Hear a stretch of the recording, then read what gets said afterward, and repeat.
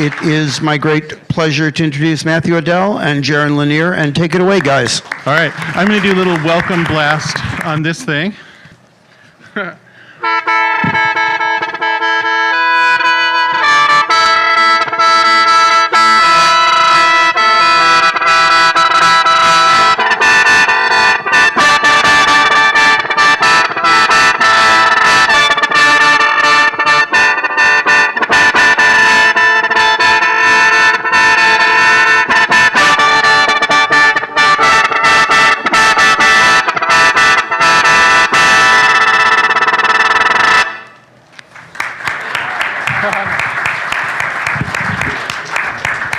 So that was a demo of Ableton Live 10.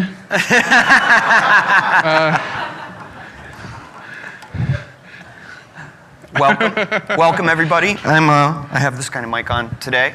I'm Matthew Adell. I want to thank Pete and Ben and everyone from IMS for having us here today. What an awesome gathering of folks. It's really nice.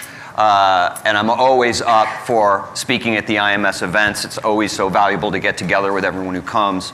And when Ben asked me what I would like to do today, I immediately knew there were two people I was interested in talking to, preferably together. Couldn't get them both, but my choices were Jaron and Justin Timberlake. I totally see the connection. I don't understand why anyone thinks that's funny. And I'm very... They decided to go for the looks. Yeah. You know? I am very happy to be with Jaron today. He's an author, philosopher, businessman, musician, a big influential thinker on me over the last almost, I think, possibly 2 decades that you've been writing. His new book is Who Owns the Future? I have the European edition here. And this is the US edition, which will be out in a couple weeks. Excellent. I recommend it highly. And I'd like to start perhaps with you giving us just a little bit of your background and what led to the thesis of your new book. Yeah, sure. So I've been working on digital stuff and music for a very long time. I don't even know where to begin. I kind of started the virtual reality thing. I was very involved in building out the internet through the Internet 2 organization. And I think I wrote the first MIDI sequencer. How about that? Anyway, and I made the first avatars a long time ago. But one of the other things was way back in the 80s, a circle of friends and me conceived of this open culture idea, this idea that information should be free, which has become pretty much the religion now. I mean, it's like the new cool way to think. Like, I mean, it's really kind of amazing. Like, I'll see some news story about something that would be incredibly boring if it didn't have that angle. It'll be something like, you know, old lady collects boxes, but old lady collects boxes with open source software, and all of a sudden it's like this headline and everybody's tweeting it. And so it's like this big thing, which is kind of great. But I came to feel after a while that we'd really fucked it up, and I want to explain why. So in a sense, I've become like a heretic on this culture. I've become sort of somebody who thinks we made a mistake. So let me try to explain it in the shortest way I can. Let's suppose you want to build a socialist utopia, and everybody's going to share, and everybody's going to be equal, and everybody's going to be open. There's one little problem, which is that even if we all agree that people are created equal, computers are not. And some of the people in this open sharing community are going to have bigger and better computers than the other people. And whoever has the best computer is going to, just as a matter of course, whether they want to or not, compute their way to having more power and money and influence and clout than the other people. So you can't just leave it open unless everybody had absolutely equal computer resources, which you can't do.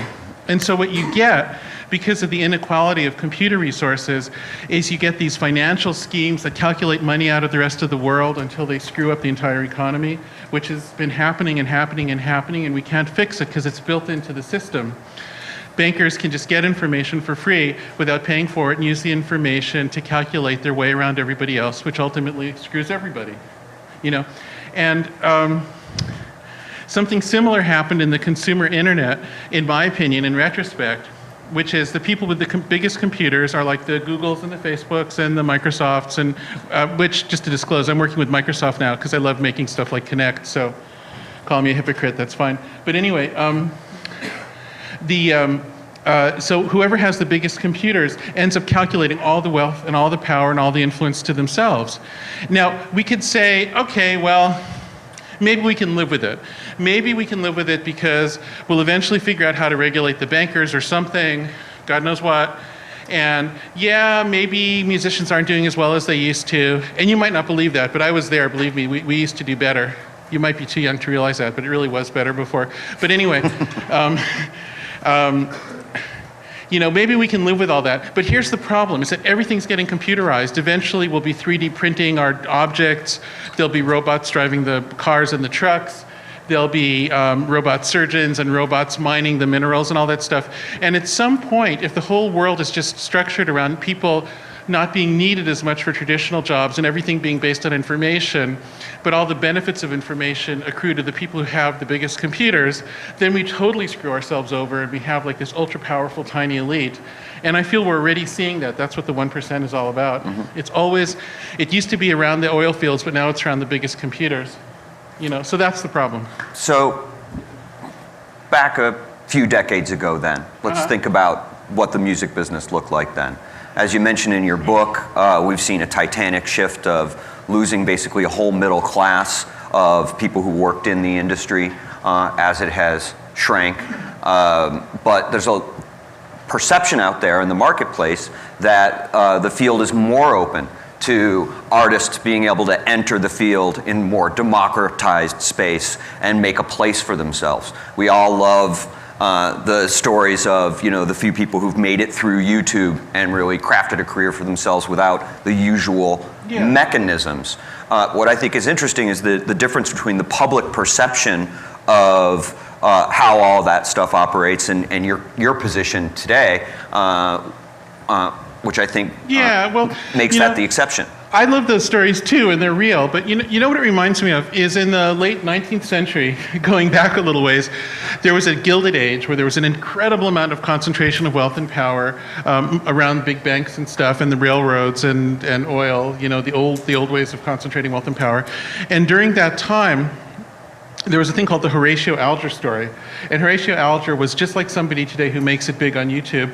And these stories were really popular and they gave a lot of people hope. But the problem is that there were only a tiny number of slots to succeed that way. So the truth is that for the vast majority of people, you know, they didn't actually provide any hope. It's sort of in a way, it's kind of a fake. And that's what concerns me about what we're doing right now. We're celebrating this tiny, tiny token number of people who do well in the current environment, but we pretend there's more of them. Like a lot of times when I ask people, well, how many musicians do you think are making their way from using social media and promoting their live gigs? And people will say, oh, there must be hundreds of thousands. No, they're not. You know, like I spent a bunch of time with one of the top hip hop managers trying to chart all the people in the world, in the hip hop world, who were doing it. And oh man, the number's small. We could come up with 50 definite cases and maybe pushing it to 200 for kind of marginal ones. That's like slow, you know. People don't know what it was like before. Like in the 90s, I just want to explain what it was like. I used to be signed to one of the big labels. It was called Polygram. And man, did we hate the labels. Musicians used to insult them.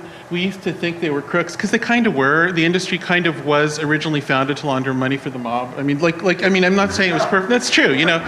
So it's not like it's perfect, but the thing is, I've always thought of myself as being kind of an esoteric small market musician. I've never been trying to be a pop star. So I used to do these weird avant-garde records. My producer is Philip Glass, who's like at that time known mostly as an avant-garde guy. And I could sell 30,000 of them, but I could make $100,000 from that. And I made a nice living when I was doing it. Like that's the thing people don't understand, is that you didn't have to get millions and millions of hits on YouTube to make it. You could actually survive in a small niche in that world. And so there was actually more diversity, and more diversity that was really serious. And I really miss, like, these days, it's really easy to get your music out there, but there's something a little too, I don't know how to put this exactly, but there's so many people doing it, and it's so kind of random. Like the way memes form around it is kind of like this emergent, or what we call an autocatalytic thing. It's like a little random, and it doesn't have that same challenge that I really love personally. And that's just me. I'm not judging anybody else. If it's working for you, that's fantastic. But just for me, it doesn't feel quite intense enough. So Yeah. have musicians basically been innovated out of a livelihood? Well, okay, so this gets tricky. So the old argument, which I helped make up originally way back, is that, yeah, you can't make money from recording so much anymore, but what you can do is you can promote live gigs, and everything switches to live, everything switches to direct interaction and merchandising and all that. Now, here's the problem with that, and it has to do with the word dignity, okay? If you have to sing for your supper for every meal, you're always one illness or sick kid or sick parent or whatever, run of bad luck away from losing it totally. So, I know people who have cancer who have to keep on gigging now. They can't afford to take a break because they're really in this real-time earning mode. And that's, what you have to understand is that the musicians union way back fought very hard to get away from that so that you'd get royalties and you'd get residuals, you'd get all the mechanicals, and there are all these mechanisms so you could build up a little bit of momentum and not have to live gig to gig, If you're living gig to gig, you have to do really good gigs in order to be able to not be living real time. You have to really get to the point where you can diversify and put some money away in some other way, but you can't, that's not wealth, it's a difference between income and wealth. So you can get income in the current system, but not wealth. And it's a critical difference people have to understand. I think it's very curious, the almost religious way people view innovation and disruption as words, which I think are like fire. It can be used both for good and evil. What can you tell us about the culture of disruption in Silicon Valley and how that may play out with other industries? Well, here, look, I love Silicon Valley. It's my community. I love my fellow Silicon Valleyites. I love that world. I'm still in it. I love making products. I think it's a wonderful thing, but there's a problem in our culture, which is what I call sometimes nerd supremacy. And it's this idea that if you're technically clever, you deserve more than other people. Mm-hmm. So like right now, if you're technically clever, you can control your own privacy, you can control your own informational life, and if you're not, you can't. Like ordinary people don't really understand their Facebook settings. It's like programming at this point. Mm-hmm. And so the problem is that we've kind of created this world that's ideal for us. And so if you're good at computers and you have a world where all the money and wealth congeals around the biggest computers, and that world is great for you. And that's the world we've created. And I don't think it's the world I really want to live in.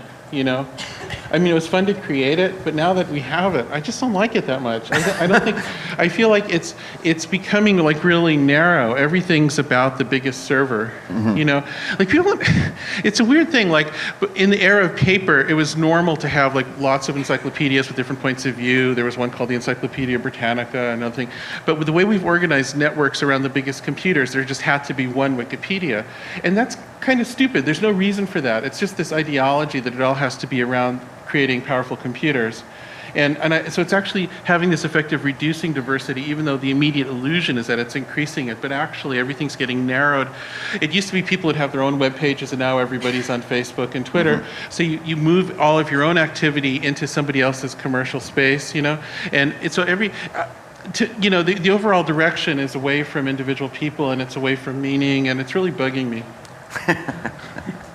Obviously, I think a lot of us are here because of our connection to electronic music culture, mm-hmm. And for a lot of us, it's a community we've been part of for some 20 years, and then for a whole host of new folks, it's something new and fresh that is, which is really something a whole new generation of people. That's why I'm holding this thing instead of, I always whack them, yeah. A whole new generation of people have become incredibly passionate about.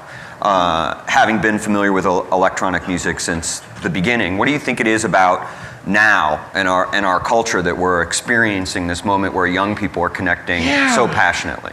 Isn't that interesting? I don't know that we ever can fully understand our own culture. Like, wouldn't it be sad if we could really totally understand ourselves? Then we'd be like cartoons. It'd be boring. Yeah. So I think there's some mystery there. I think there are a few reasons. I think part of it is just that the tools are getting a little better and more accessible. Mm-hmm. I think that's a big part of it.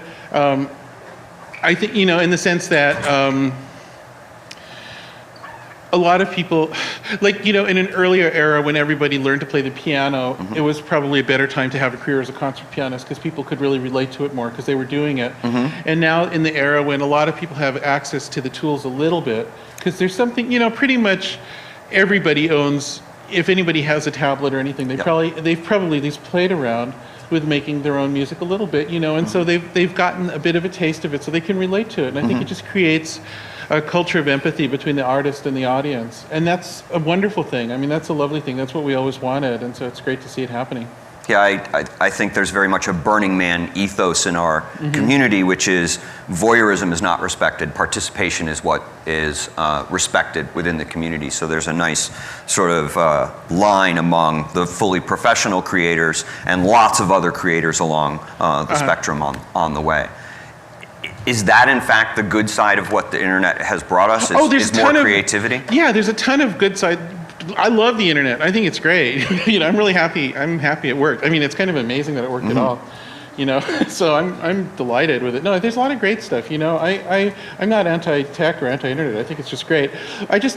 I want to make sure that as the thing grows, look, let me put it another way.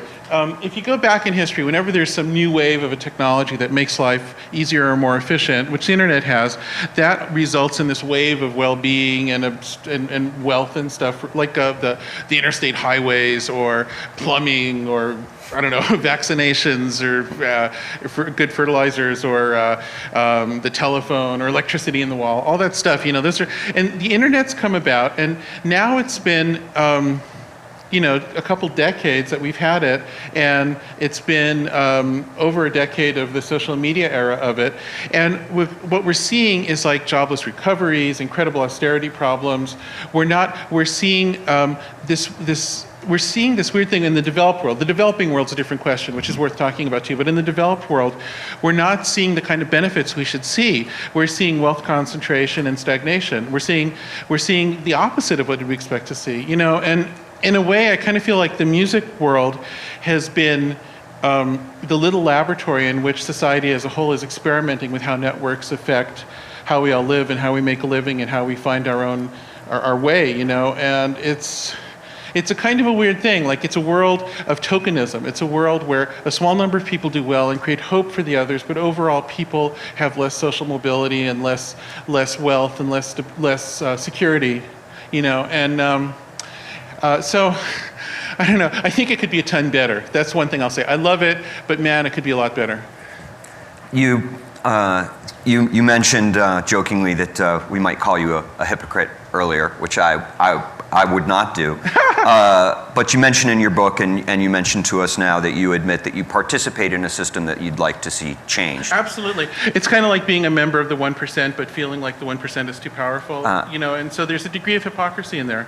And I can't make life perfect. I can't totally fix that. But that's how I feel right now. I feel like I've benefited tremendously from this world we've built. But I also don't think it's the world I want my daughter to live in, and I don't think I just think it's better to live in a world where more people are doing well. I just think that makes the world happier for everybody.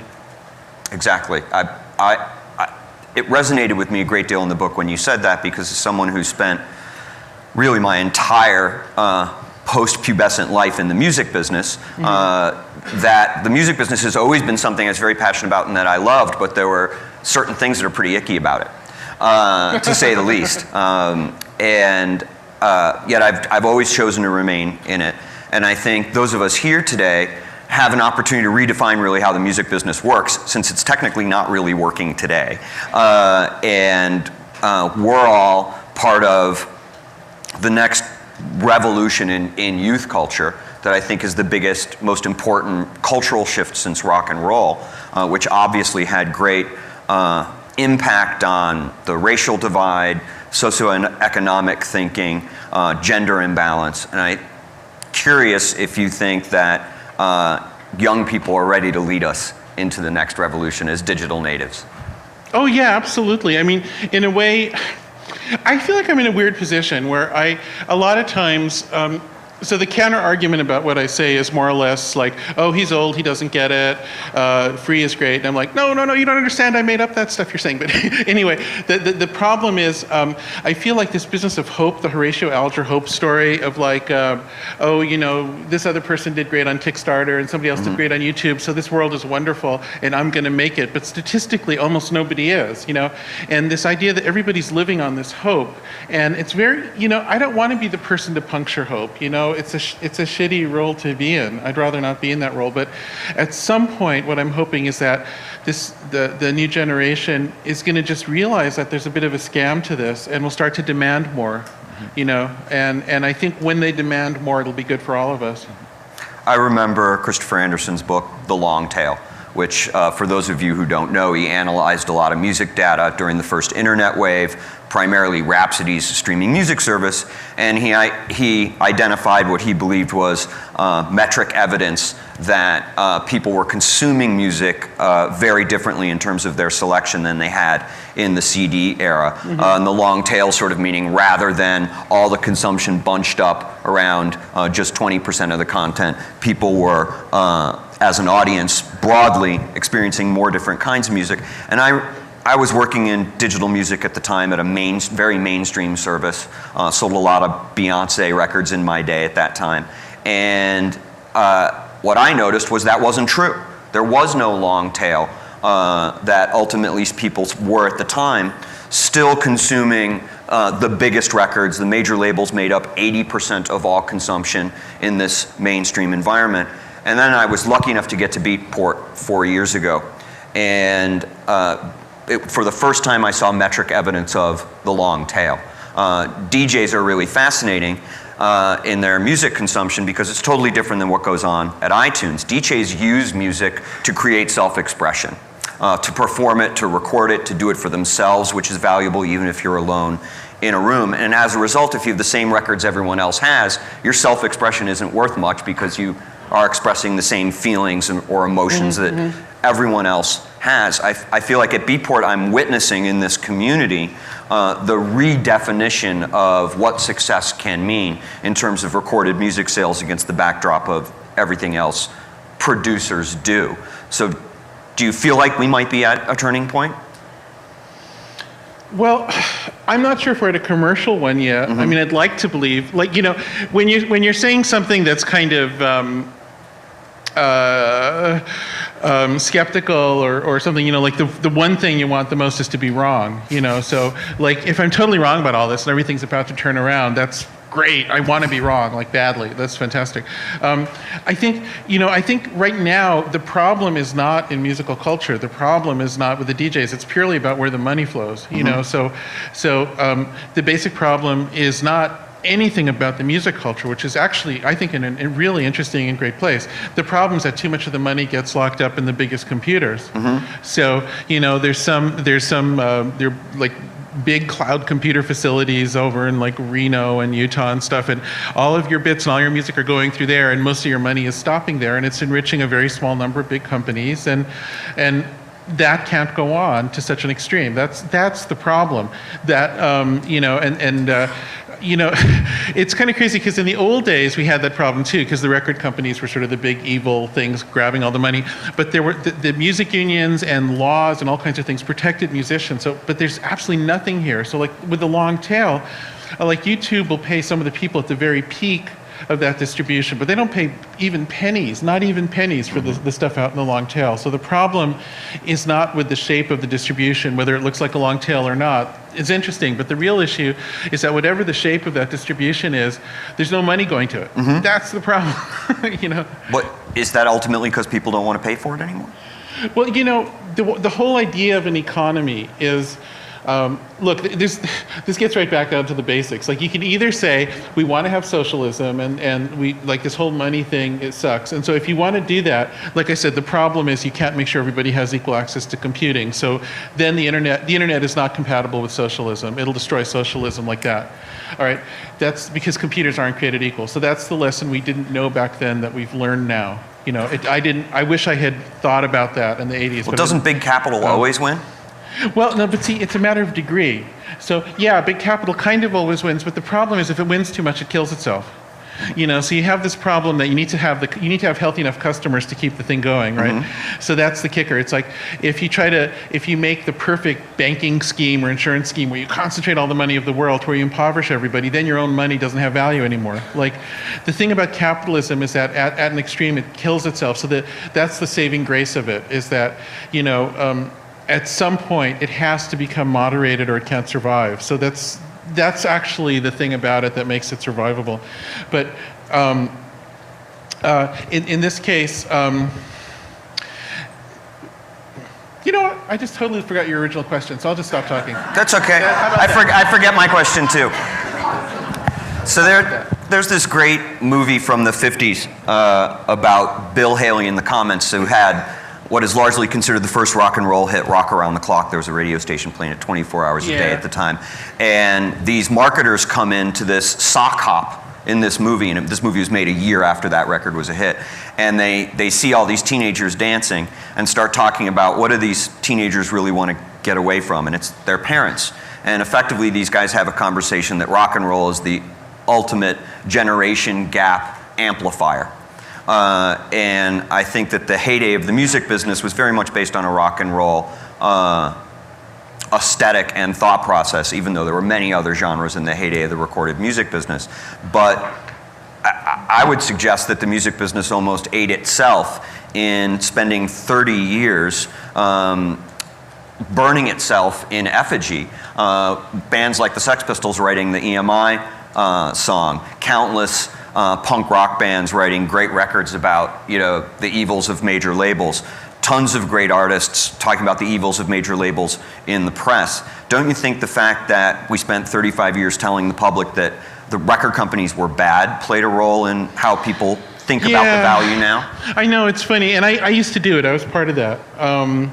If anybody really wants to, you can find old stuff I wrote in the New York Times and places where the whole rant about the evil record industry and how openness and stuff would kill it, and that's a good thing. It's funny. They're one of those old rock songs, Joni Mitchell. You don't know what you got till it's gone, right? Yep. And this is a case of that. Like it did really suck. Like all those criticisms were real, and yet we didn't realize what was good about it, which is, we had security. And it's not just that, if you go back to just before social media, like to the turn of the century, and you look at you can look at data for income taxes, and there were 1/3 people in the recording industry who were making more than $100,000 a year as non-musicians. And so that's like a General Motors, and that thing just went away, And then what you get instead is this incredible concentration around the big computers. I think Instagram was 13 people and sold for $1 billion. Yes. So it's like whoever's close to the big computer that wins the network effect war concentrates all the wealth and power. So it's what we had before sucked, but this is like actually much more sucky. Instagram's a fascinating story. Obviously, it's an incredibly effective and great product. Otherwise, people wouldn't use it the way they enjoy it. But it's interesting to have a media company, effectively, go from 0 to $1 billion very shortly, solely on content that was made by the user. Yeah, and I don't have anything against those guys, I think, and I have nothing against the product or the service or anything. I'm just pointing out that economically, when you realize that that's the musicians, well, in that case, it's photographers, but artists are the prototype guinea pigs, the canaries in the coal mine for what's going to happen to the culture as a whole as computers get better and better and robotics and 3D printing and all this stuff starts to work better and better. Obviously, we can't run the whole civilization that way. You can't run the whole civilization by just selecting a few people around the biggest computers and anointing them with total power and wealth, and then everybody else lives on these hope stories, and a few of them once in a while get a little bit. Like, you can't run a civilization that way, and that's what we're headed towards. So is there a way to model a future where the next big network that's created by art or communications that is entirely generated by the public, is there a way for the public to benefit from that? Well, yeah, I think there is. That's what I'm trying to... The new book. The book business is still like the record business used to be. People still buy them, so there's still a bit of a commerce thing there, which actually, is kind of this cool. was a total annoyance to me because it wasn't available on my iPad yet, and I had to fly with this for a couple of weeks. I never fly with books anymore. I'm sure you can. I'm sure you can pirate one if you really have to. I wasn't going to do that. Anyway, so I try to sketch a solution, but it's a weird thing because people, like when you try to think positively these days, everybody jumps on you. Like people either what I found is that either people want you to be like sacrosanct with the program, like yes, open culture is great and that's the main thing and hacktivism is the only way to democracy and all that stuff. Either you're totally with that program or you have to be totally critical and dark, and people love the critical and dark thing. But here I'm trying to propose an alternative and like people are sort of freaked out by that. Oh my God, he's like, so I'm sure my solution isn't perfect. It's just a sketch and I try to make that really clear. But I'm kind of proposing a different world, which is based on the original idea for networking. So if you go way back to before my time, to the year I was born, 1960, Ted Nelson first proposed digital media, the very, very first. Who's heard of Ted Nelson? One hand. Okay, so this is kind of pathetic, guys. I'm sorry. So Ted invented digital media. He was the first guy to propose network media and social media and all that stuff. He's the inventor, the source point. In HTML, hypertext, that's his term for it. So it all goes back to Ted. And the original concept for network media was that everybody would get little micropayments when their stuff was reused. So like if you mix somebody else's music, a little bit of your money would flow to them, and if they in turn had mixed somebody else's music, a little would flow to that person. So it would go down these chains. And the other thing about that that's cool is that it replaces copyright. Like you no longer have to go and get permission. Like everybody can do everything, but the price for having that freedom to just have a regular way to do things without worrying about it, to have basically a kind of open culture, is you always have the link right there to the creator so that you know who they are and they can speak for themselves. You don't lose that link, and the money flows. Putting up an HTML link actually would require trust that the person would actually do that. It was the thinking then that the content would all be DRM'd so that there was an automated way to handle that? I don't give a shit about DRM. Like my feeling is that a culture has to run mostly on voluntary trust. I have a lot of you guys are probably technical, and if you wanted to go out and break into some car with an alarm, I bet you have the skills to do it. But the reason you don't, I'm presuming, is not so much that you don't think you could get away with it. It's just that you want to live in a world where cars aren't getting stolen all the time. It's like you just have to. You live in the world. You live in according to the world you want to live in. That's the golden rule: do unto others as you'd have them do unto you. And that. So if we could get a thing started where people were paying each other and there was a middle class rising in the information sphere, it would mostly be voluntary. And then as far as the 5%, there's always, according to criminals I've known, 1 out of 20 people is a shit, right? And so for that 5% of people who just want to cheat or whatever, I don't know, maybe there's some DRM and maybe there's some police or maybe there's some shaming, or I don't know what you do, but that's not our biggest problem. Like to me, the policing issue should be the last thing we think about, because I think most people are of goodwill, and if they can see that there's a system that's good for them, that's 95% of the issue. The 5% of the difficult people, I don't know, that's a mixture of. What is it about the psychology of a networked environment, though, that I think is a little bit different than what you were saying, which is, most people won't go out and steal a car today. But a much higher percentage of people will do something they wouldn't do in physical space on the internet. Okay. What is it with the internet that makes people crazy? What it is? No, it's not that. No, it's because we actively promoted it because it lined our pockets. So let's be very clear about this. Okay, so let's say you're Google, right? And by the way, I love Google. A startup of mine has become part of Google. I've known the Google guys since they were little, well, not that little, but students. And I don't have anything against Google, they're friends, but let's just put yourself in Google's place. What Google wants to do is it wants to create a world where everybody's copying and sharing, but without attribution, with the links broken, so that Google can make money for reconstituting those links.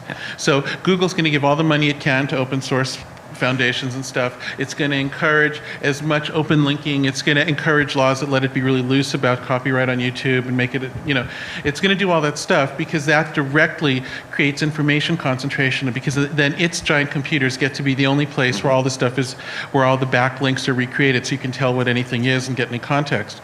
So it's basically an economic corruption, is that the right word? Or a it's a perverse incentive, a moral hazard. I don't know what term to use, but that's the reason why people have been actively encouraged to have this attitude of open copying and to treat it as being something on the side of the angels, but it's always actually in the service of making somebody else rich. Right. They're screwing themselves over and they don't realize it. Right. So, I mean, on that note, how is it that people right now want to spend $500 to record their entire life for Google wearing Google Glass, when in fact Google should be paying them to record everything that's in front of them? Yeah, it's $1,500, right? I have no I think idea. that's what they wanted. I told myself for a long time that Yeah. the first time I saw someone looking at me wearing Google Glass, I was going to punch them in the face, which is a total fantasy because I don't do that. But then Okay, I was at breakfast the other day, and I'm sitting and I see somebody looking at me with Google glasses, and it's Sergey Brin.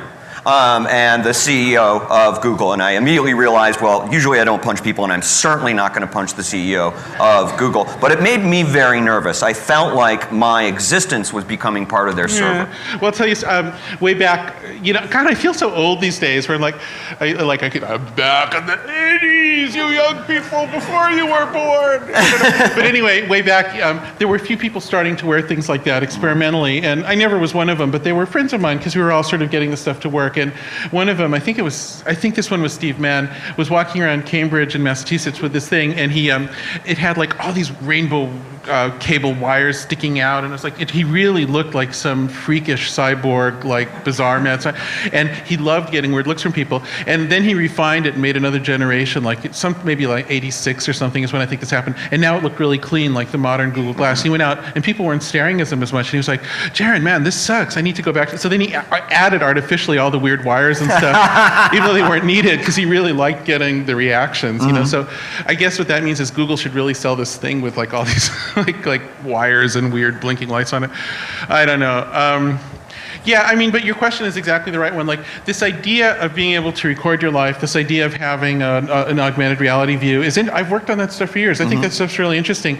But this idea that it should result in the information accruing to somebody else's server, that sucks. That has nothing to do with the tech. That's just really bad politics and really bad economics. So, and it's not Sergey's fault. He's great. He's actually a sweet guy. It's just we all fell into this without knowing. Nobody realized how much power was going to come with having the big computers. We're in a time of fantastically great optimism, I think, and so there's a tremendous amount of goodwill. I believe that almost everyone out there inventing stuff is doing it with great intent, but things don't seem to play out that way. Well, we've got to jump ourselves out of this way of doing things. And so I think there's a timeline. And so I don't think we have to do it next year or the year after, but I think we have to do it in like 20 or 30 years, because that's when all the automation really starts to work. At the point where there's no more middle class because it's been automated away, and there's no truck drivers, there's no cab drivers, there's no miners, when all that stuff starts to go away. And I'm not even sure there's going to be a lot of nurses and elder care jobs, because robotics is getting really, it's moving fast, And so we have to fix this pattern before then. And since artists and musicians were the guinea pigs for the way we're doing things, we'll probably have to be the guinea pigs for the better way of doing things. So that's why I think it's really important to have this conversation. And it really comes down to young people demanding more. You have to demand not only the hope of doing well on Kickstarter or YouTube or whatever, you have to demand not just being popular and having a lot of followers or friends or whatever. You have to demand not just income at a gig, you have to demand wealth that'll tide you over when you have your own kids or you get sick or as you get older. There has to be a system that does that.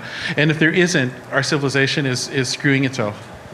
So Bitcoin, which I'm a little curious about, I'll jump to, which for those of you who don't know is as far as I know, a legal currency that exists on a network that is not controlled by any country.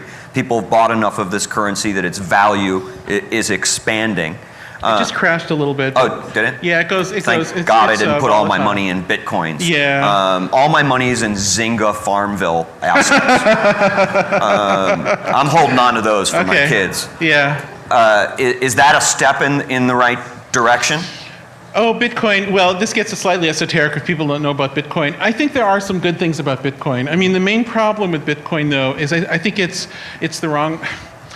We have to ask what we want money to do for us. And so to me, what money is is it's a way for people to make promises to each other without promising any more than they absolutely need to. And this might sound a little weird at first, but here's the idea. Like, if we had a society where everybody was just doing what they wanted, it would fall apart pretty badly. Like, even at Burning Man now, there's like a ton of rules and all this very careful stuff, and you have to be in you have to either be in the adult part or not, and then there's all these, you can't just go and drive a car if it hasn't been registered and all. Like, it gets regulated because otherwise everything just turns to shit. You know, you have to do it if there's a lot of people in one place.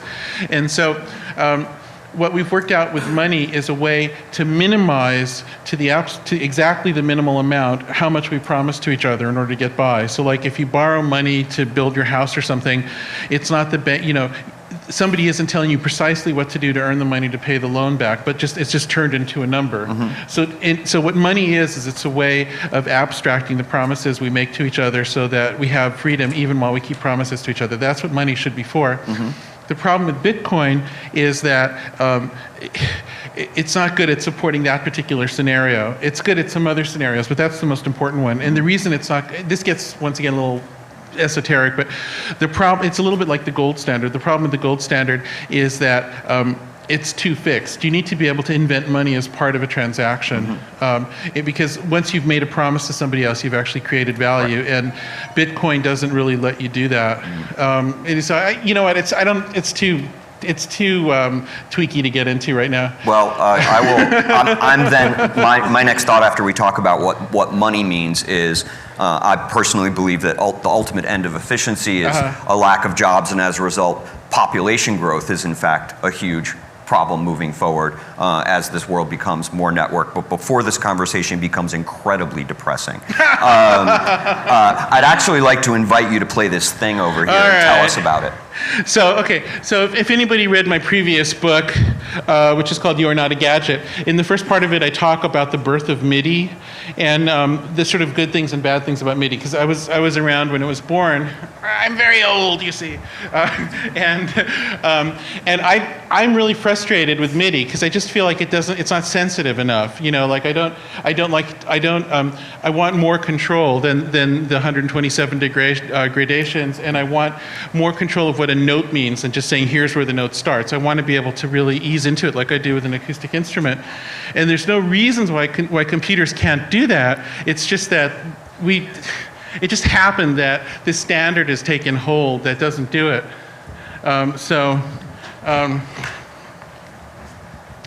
I brought a cute little device.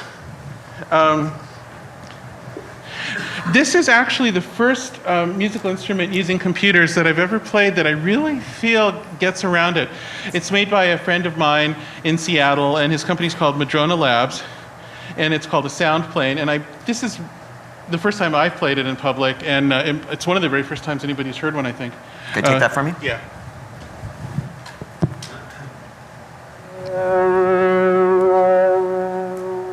Can I get a bit more volume?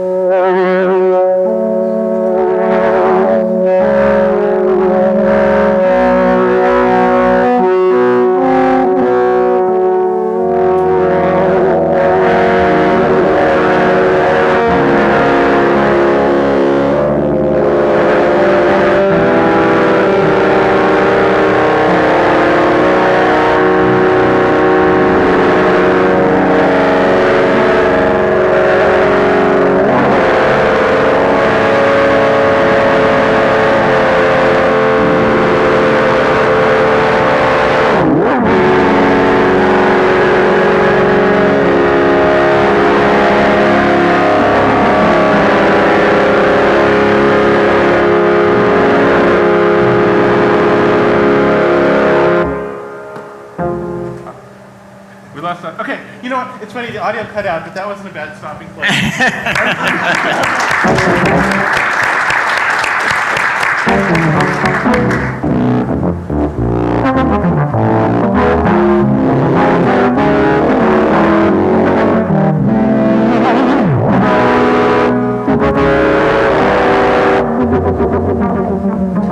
Oh, yeah, actually, it was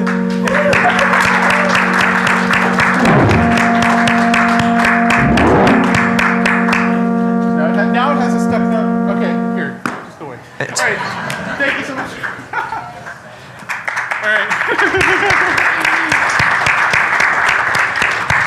I believe we have a little more time, and seeing you play this fabulous thing, which I think you were telling me earlier, there's no sequencer available for these kinds of instruments yet. Yeah, because this is non-MIDI. So like the tones on that are not that different from what you'd get from a tone on any other plugin, but you can control it so much more that to me it's just like so much more alive, and it really excites me. It's like playing a cross between a cello and a choir.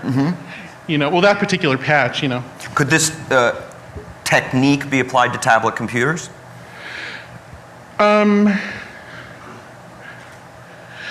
It's really interesting. Like, what makes this thing so sensitive, what lets me really control it, is in part the physical property of the wood.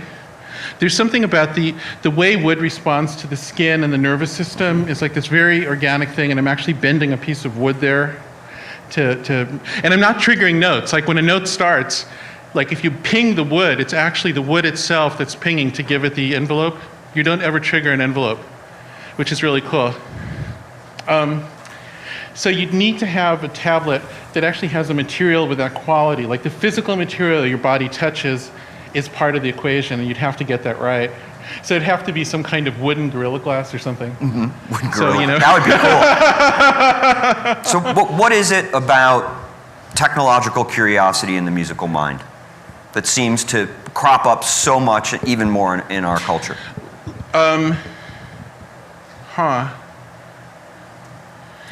I've been asked this question, I've thought about it so many times, like why are so many people who are good at tech also musical, right? And I know a zillion answers to that question.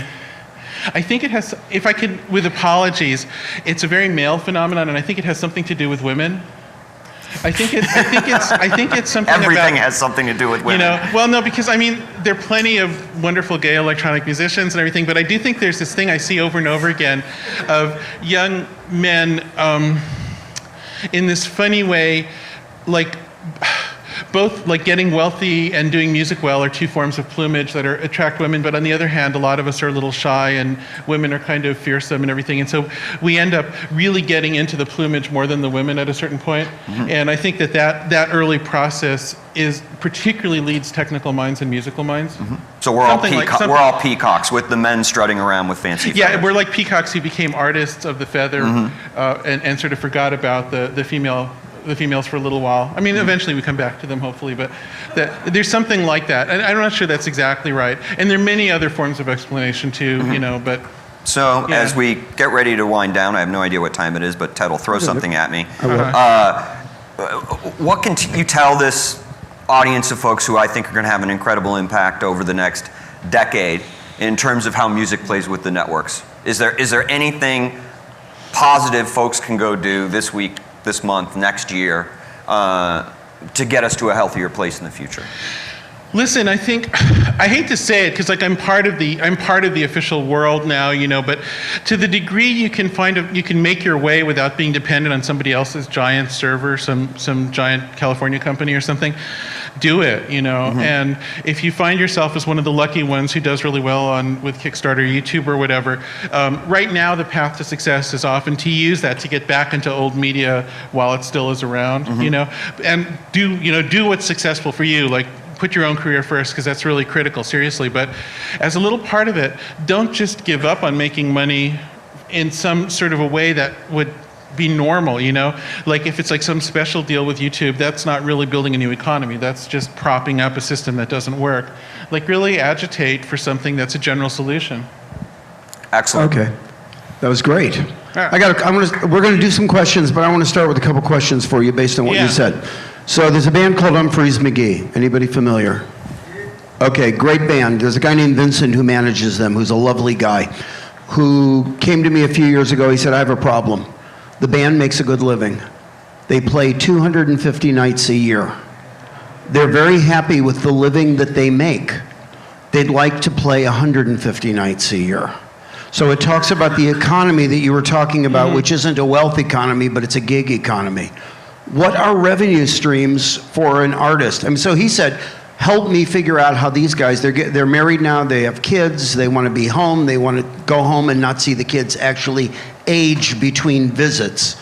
What are revenue streams that you imagine for artists that aren't gig dependent at this point. Well, listen, what should have happened with the internet, and I totally take my little bit of responsibility for not working on it when we were all confused, but what should have happened is there should have been little micropayments flowing every time anybody did everything that benefited from somebody else. So look, if there's some information that exists because you exist, you should be paid when that information is valuable to somebody else, whether it's music or something else.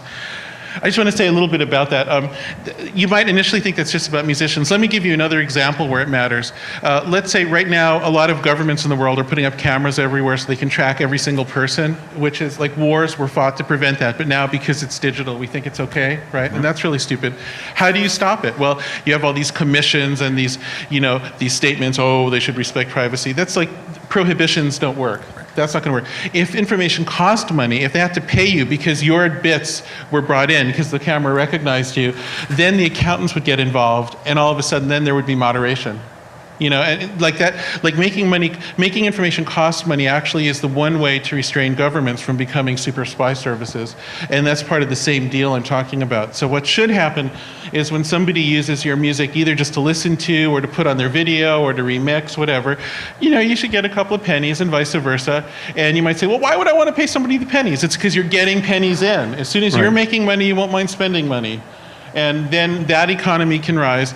It's going to be hard because right now there's huge vested interests around the giant computers, and that's the Googles and the Facebooks and all that. But it's a generational struggle. I believe as some of you start to get older, you're going to say, hey, wait a second, I don't want to have to gig every single time, the same thing you're just saying. And then it has to change. It will change. It's not going to be easy, though. Okay. Second thing is we talked about the evils of music companies. A few years ago, I did an interview on CNN, and it was during the original Napster trials, the Scopes trials, whatever you want to call it. And it was myself and Steve Jenkins from a band called Third Eye Blind. And they asked him, what do you think about your music company? And he says, oh, they're assholes, they're creeps, I hate them, they're despicable. And we were on a commercial break, and I said, can you call me? And I gave him my cell number. I said, I need to talk to you after the show. So we do the rest of the interview. I'm driving back to the office, and Steve Jenkins calls. So first I'm really excited that he actually called me. But when he gets on the phone, I said, why do you hate your label? He goes, I don't hate my label. I love my label. They're great people. They're fantastic people. Camille Hackney and Sylvia Rohn, they're fantastic. I just bought a new house. I said, you were just on a international television show saying how much you hate your label. He goes, do you think there's any advantage at all to getting on national television and saying how much I like my record company? I went, okay, fine, I get it. Going forward, this relationship that music companies, that the commercialization of music is evil, is this something we're just going to have to live with, or do we get past it? Well, the thing is, the labels kind of were evil. I have to say, I was around, and there were lovely people in them, but overall, it was a system with problems, and I was one of those people who was always bitching about it. But does it have to persist, or are we moving to a kinder, gentler? Look, okay, let's say that system sucked because it concentrated power in a certain way. And now the new system we've built concentrates power much more intensely in a different way. The new people who are the beneficiaries of the concentrated power are the people who run the biggest computers, and some of them are nice and some of them aren't. A lot of the Silicon Valley ones are actually pretty decent people, I think. A lot of the financiers who are very similar in terms of the way they make their money are actually creeps, but whatever.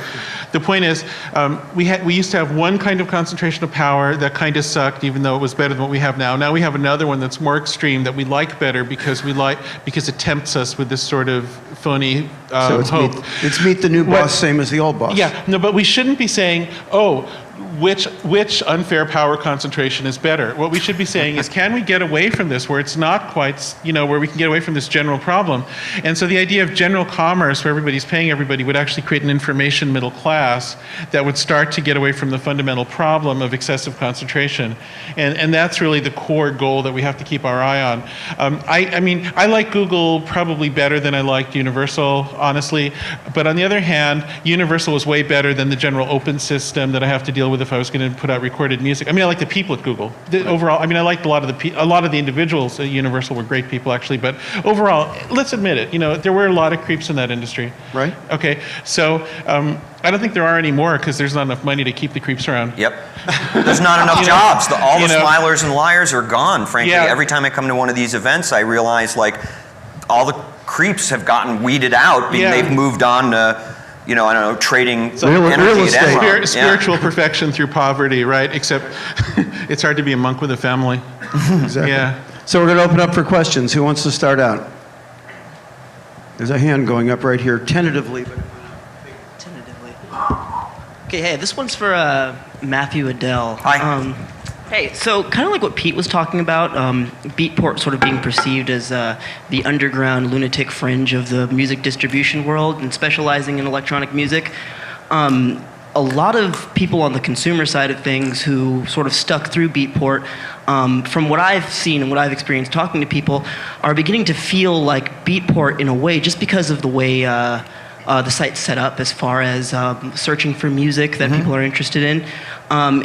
It tends to alienate a lot of people who are on that fringe specifically because the way things are categorized. Like, for example, there was like a big rise in Moombahton a few months ago, but there was nowhere to find it. Right. And it was kind of like Glitch Hop kind of became You had to go into Glitch Hop and then do some weird genre. search and get pushed over to the record you needed. Right. Absolutely. And that's great that you are aware of that, because that was part of my question, because, and even with trap and some other things that are coming up in the underground, people are finding it very difficult to find music. We have to go to the blogs, and it becomes a huge mess. And where at one point Beatport was sort of the centralized place to get those things, it no longer is. Well, it still is. We're much bigger than we were a couple years ago, and ultimately, in terms of being a record store, I measure our success by how many people come, how many people are able to fill up their crate, and then my favorite thing is, do they come back the next week to fill up their crate?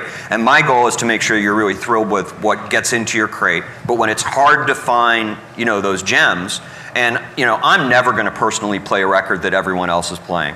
I might enjoy stuff that's in the top 100 of my favorite genre, but I'm not playing it once it's in the top 100. The exciting thing about right now is things are moving really fast. And in digital music, all of us, Spotify, Napster, Apple, Beatport, are reliant on the metadata that comes from the suppliers to categorize music.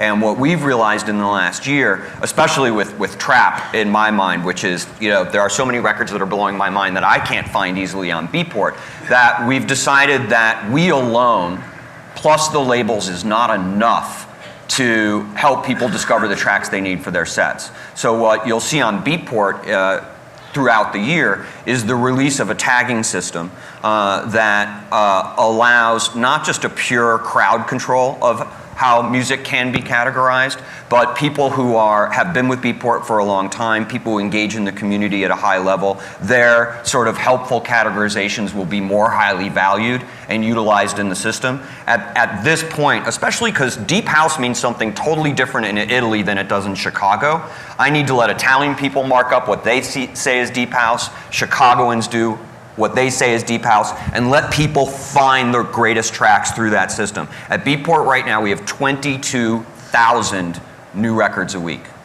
And I personally am going to love about 10 of them and like maybe another 20. And our job is to make sure that you can find what you need. It's a challenge I really, really love. I don't mind hearing that comment. I follow social media all the time. And we'll get there. We'll get better at it. Yeah, it was intended to be a question more than a comment, but you sort of answered it. I can take it, dude. Yeah, oh, no worries. Hey, I love you guys.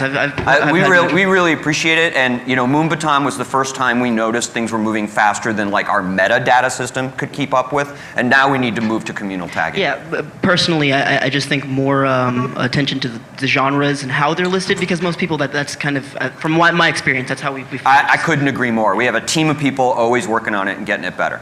Awesome. Thank you. Thanks, bro. Okay, over here. Hey, Jaron, this question is for you. Mikhail Lapushner from One Beat. I would have never guessed. With that voice. So it's what you're talking about, the social networks and the ability that all the power stored in the big tech companies, and where's the point where the artist and anybody can benefit from the data they create? And going back to where you said the capitalism has got to balance, because otherwise there's nobody to buy it anymore. So just as we saw the destruction of MySpace, because when they started shoving ads down the throats instead of sharing economy, wouldn't that be a self-destructive loop also for Facebook, unless somebody's created something that all the artists can and all the creators can benefit in that economy? Because right now it doesn't, right? Right now, and you saw that in MySpace when they didn't evolve the product and didn't give the consumers. You're seeing that now on Facebook because the numbers are beginning to fall off because they have to make money, but they're making money off our data. So wouldn't the next evolution to build off these, platforms, something that actually works? Isn't that the opportunity? I think there's a huge opportunity. I mean, Facebook is in a way it's a weird company in a lot of ways because it doesn't have to succeed on normal terms because it's controlled by one person. But, and that's a weird thing in itself. That's only possible because of this effect of how much power accrues around the biggest computers. But the thing about Facebook is it still doesn't know what it's going to do when it grows up. Like, it's testing, like, how much privacy can we get people to give up? How much advertising can we stick in? How much can we sort of interrupt what people expect with stuff that other people have paid for to put in front of them? And it becomes a behavior modification thing where people are paying to put things in front of you. And gradually, you have to lose a little bit of yourself in order for Facebook to survive. Because right now, what we're saying is that advertising is the only legitimate business online, which is incredibly stupid for civilization. Like, the only legitimate business is advertising. Does that sound like a way to run a civilization? It's really dumb.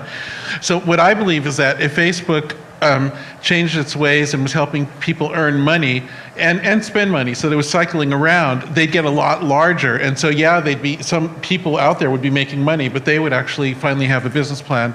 Right now, they're stuck in this pathetic situation where they have to steal customers from Google, which is ridiculous because they do totally different things.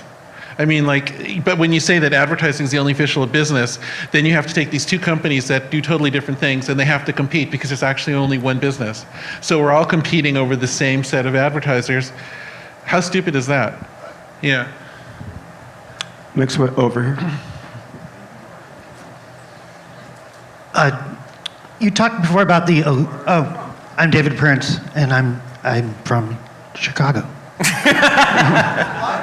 Wait, what was that? You're a drummer from Chicago? I'm just from Chicago. Oh, you're from Chicago. Okay. So you were talking about how computers create the illusion of diversity, and then you were talking about how MIDI in your other book really sort of locked musicians into. Mm-hmm. So that MIDI actually created an illusion of diversity in music. And I would say that, for a genre of music that's based almost entirely on MIDI, you could say that despite its success, it's actually, the music is less diverse than it's been at any point. And so how do you break out of the MIDI, the MIDI trap? How do musicians... I just showed you. So inventing new music. Yeah, I think we have to. Well, look. The thing about MIDI, like I say in the book, the situation's a little complicated. I mean, on the one hand, you can have an incredible diversity of samples. You can say, oh, I'm sampling some Indonesian instrument, and I'm sampling a baby crying, and I'm sampling a crystal breaking in a laboratory or whatever. But as soon as you break the world into the samples that are triggered, the truth is that all samples are a little like all other samples. You can kind of morph between them, and after a while, at least to my ear, there is a kind of a loss. Like, initially, there's incredible diversity because you're hearing all these sounds, but then after a while, at least to me, there's a bit of a thing where, well, it's just all these samples playing back, and they play back the same. And so then, once again, this is just for me, and I think a lot of opinions are valid, so I don't think I have the ultimate correct opinion here, but to me, the way that MIDI works best in electronic music is when you're sort of pushing against a little bit, where the fact that the sounds play back the same each time, more or less, because they're samples, symbolizes something you're pushing against. I think in hip hop, a lot of times it symbolizes, it's a protest. It's like bars on a cell. It's like there's somebody rapping, and then that sample is playing, and it's the bars on their cell. And I think there's an emotion that really works there because it's dealing with the truth of what the technology is. So that's what I hear anyway, and I think that's one of the reasons why it's worked. And a lot of times, I think to me, the best electronic music is music that plays with that, which says, wow, there's something here that has the static quality because it's samples or it's an envelope that plays the same way each time, but I'm pushing against it. I'm playing with how I push against that, and to me that symbolizes the struggle of how to be human in a society that's getting more and more computerized. And when I hear that struggle inside electronic music, that's when I respond to it the most. Now, I do think we can I don't think there's anything intrinsic about computers that have to be that way. I think computers and computer networks can support all kinds of economies and all kinds of politics, and that's exactly why I'm trying to tinker with better ways to do it. They can support all kinds of music interfaces, and like I just played you some music where there was no MIDI, there was no envelope, there was no triggering, there was no inbred concept of a note. Nobody programmed what the meaning of a note was in what I just did. That was just my hands touching something. And so it's totally doable. It's very early, like to actually make this into a genre that's using technology like this. I mean, this has actually only worked for a little while. You don't know how, I barely got this thing going just to do here today, to show you today. But the thing is, there's no editor for this yet. There's no sequencer. There's not like a post-MIDI world yet. But it can. I think it'll be really cool. And I think the next big musical genre, maybe in 10 years or something, is going to be based on that thing. However it turns out. Okay, next question's over here. Hi, thanks, Lance Suter, Freelance Productions. And like when you guys are my age, they're like going to be kids asking you, so what was it like in the age of MIDI? And you're going to say, Sonny, let me tell you.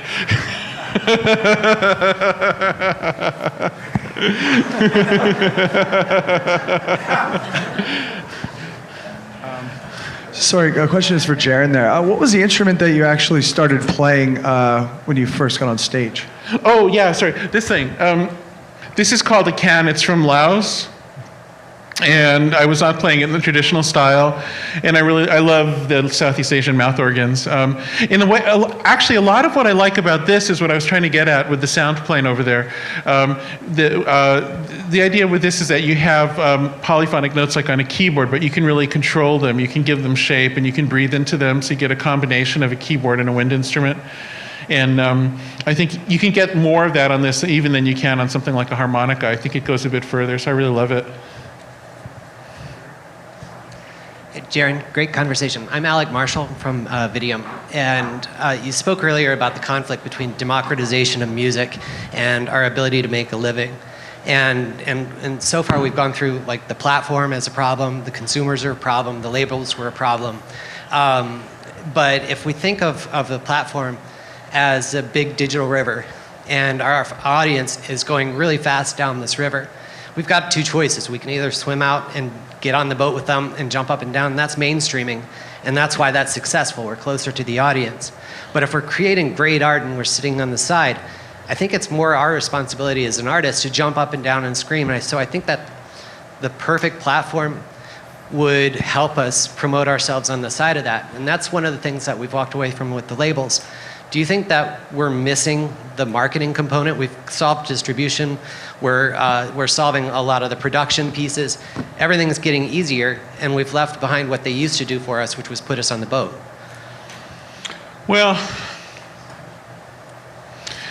yeah, you know, I kind of think it's a systemic thing, because it's kind of hard for me. Like, I find it hard to go to somebody and say, I mean, like, do you know this thing costs like $28 or $29 in a store? It's a lot of money, right? And I actually feel a bit awkward about that. I think for a lot of people spending, you know, by the time they pay the tax, they're spending $30 to read my book. That seems kind of high. And so the problem, I think we just have an overall economic problem. Like, I would feel more comfortable if more people were earning money in the information space. The problem right now is that you only earn money in the information space if you have very narrow circumstances, and everybody else only spends or pirates, you know? And I really think we have to address the whole thing systemically. It's like a society-wide, economy-wide problem. I think there are, I mean, I can give advice to individual musicians, and the basic advice is don't trust your social network or something like that. Like, resist the big computer that's aggregating you, you know, unless it's yours. But ours is not that big in the grand scheme of the universe. Yours is small. You'll and at some point you might be swallowed by a big one. That's what happens. They tend to consolidate. You know? Well, we have, you know, Beatport. Most people here know we became part of SFX in the last month, which is not a big computer. That's not big. No, we're actually their computer. It's a big startup, basically. Yeah, I mean, at some point you'll probably get bought by a major, you know, and I actually, It'll happen. I mean, that's how these things happen. Because I what plan happens on is buying the majors. no, but what happens is that these big computers can't abide little computers, and so it's just like there's only one Wikipedia. Eventually, either Google or Facebook or somebody is going to say, we're going to, you know, and. That's how the system works, and we have to move beyond it, you know. And for the moment, I think you have to be a little bit paranoid about the most friendly-seeming big computer services. Like as soon as if there's some Silicon Valley company with a baby name that's saying, "Oh, hey, here's everything free for you. Come give me all your data," like you know, use it, but use it skeptically. Use it. Be on guard. You know, like be aware. Awesome, thank you. I promise not to pirate the book too. I don't make the same promise. Okay. You're up next. Hey, I'm Mitchell Kalman from Chicago. And going from an individual standpoint, how do you feel we as individuals can move away from using the internet to reaffirm our own beliefs or have this one Wikipedia mindset? And how do you think that will affect the music industry and the music culture that follows with that? Who are you? Which of us are you asking? You, Jaron. I think you should notice the reduced prospects, and I think you should be angry about it. Mm-hmm. Like I understand why hip hop is an angry music. I don't understand why electronic music isn't more angry. Like I understand, like you have your main job is making people happy in the club and whatnot, or wherever the setting is, but that's compatible with a broader set of emotions. Emotions mix. You can have depth and all kinds of things, and I don't understand why your art isn't angrier at this time. Well, actually, this came up in another conversation I was in, and I mentioned the similarities I felt between the origins of punk rock and this community. And someone disagreed and said, but punk rock is angry and this is about hope. And my comment was, the world is so incredibly fucked up that there's nothing more rebellious than being hopeful at this point. Hope and anger go together. They do for me. And so I do get that sense from our culture, that it's almost optimism to such an extreme that it's like a big fuck you to the rest of the world. I'll buy that. Thank you. Hi there. This question is for Jaron. You spoke, I'm Katie Bain from LA Weekly. You spoke briefly to the gender inequality that exists in electronic music, and I'm wondering, your theory is really interesting, and I'm wondering if you also believe that it's a function of the gender gap that's always existed in computers and computer engineering between men and women, and if so, what you see the cause as and how we could catch up. Well, the gender gap between men and women in programming at critical historical periods has always favored women, of course, because programming was invented by women entirely. You know that, right? I don't know if you know the history. Do you guys know that? No. Do you care? Yes. Okay, so in World War II, the first programmer, of course, was Ada Lovelace. That goes way, way back, but we'll skip that phase and go to modern computers. And so the idea of the computer was kind of solidified by a guy named Alan Turing and another guy named von Neumann who worked out the math for it. And then there were some really early ones done in basements for spy agencies and stuff during World War II, and that's a whole interesting story.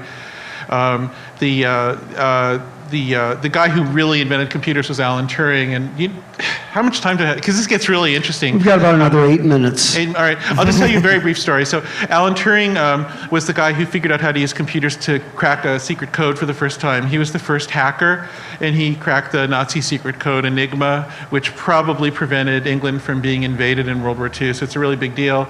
After World War II, he was outed for being gay, which was illegal, and under persecution, he committed suicide by lacing an apple with cyanide and eating it next to the first computer. That's a true story. So that's the origin of computer science. I'm rushing through a lot of stuff very quickly. The next phase in computer science is during the latter part of World War II, a lot of the top mathematicians were grabbed and sent to Los Alamos, New Mexico to build nuclear bombs. But this left a problem, which is the US military needed to figure out how to program computers. So this thing had been invented, but nobody knew how to really program it. So they grabbed all the top female mathematicians, led by a very, very tough Navy woman named Grace Mary Hopper, and they were charged with figuring out how to program a computer, and they invented computer programming languages and compilers and pretty much the world we know today. It was an entirely female invention, only run by females until after the war. So the gender gap has sort of swung both ways. Now, I think the current gender gap is, like I said before, I think it just has to do with when you're a guy growing up, how hard it is to deal with women. I mean, you guys are really tough on us, you know? And I'm seeing a lot of nodding heads. And, you know, so own it.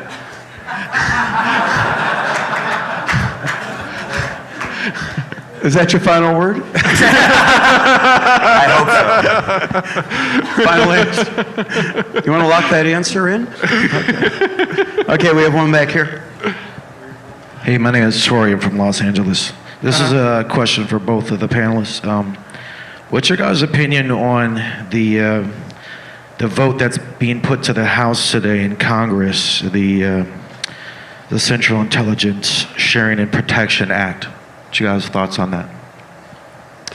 I gotta really admit to you that I'm not keeping up with that stuff in detail. Just based on the sound of it, it probably is scary and sucky, I don't know.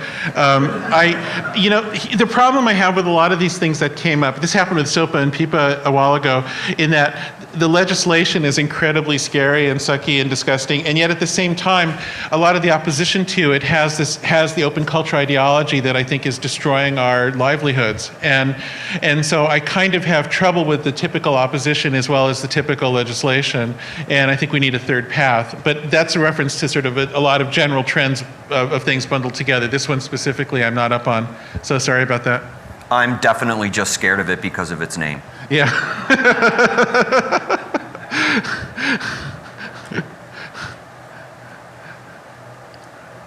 Final question. There's somebody right up here. Yeah, Right up here? right up here, someone's been trying for a while. Yes. Okay, and I'm running. Where? A lady in green. Lady in green.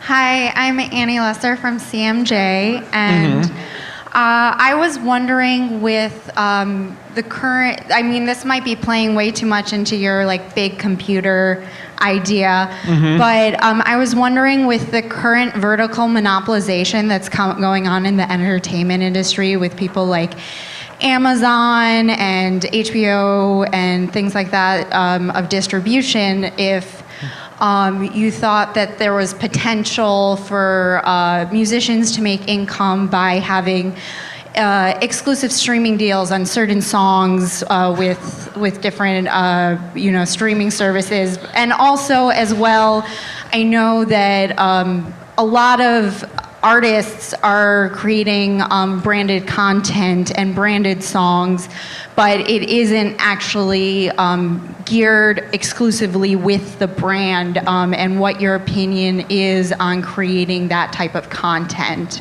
for income. Yeah, wow. So this is a tricky one. When I was putting this book together, I got a call from Amazon offering me a really, really sweet deal for being exclusive on Amazon, so it would only be on the Kindle and not the Nook and all that. And I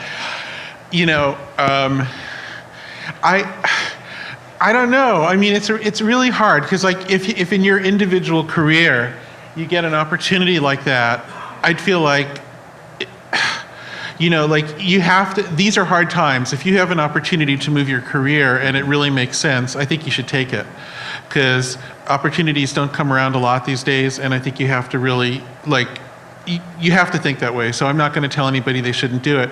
On the other hand, collectively, it's a very short-term kind of opportunity, right? Because, make no mistake about it, HBO and Amazon want to kill each other in that space, and they don't want a future where there's a bunch of them and people subscribe to both, Amazon and Hulu, and so that it's a new ABC, NBC, CBS thing or something. They don't want that future. They want a monopoly. That's the way the game works, because it's always the one dominant computer in a niche. That's what network effects give you. And that gets a bit mathematical, but being the one dominant computer instead of having three of them is much more than 3 times as valuable. It's like 9 times as valuable. So everybody really wants that monopoly status. And so,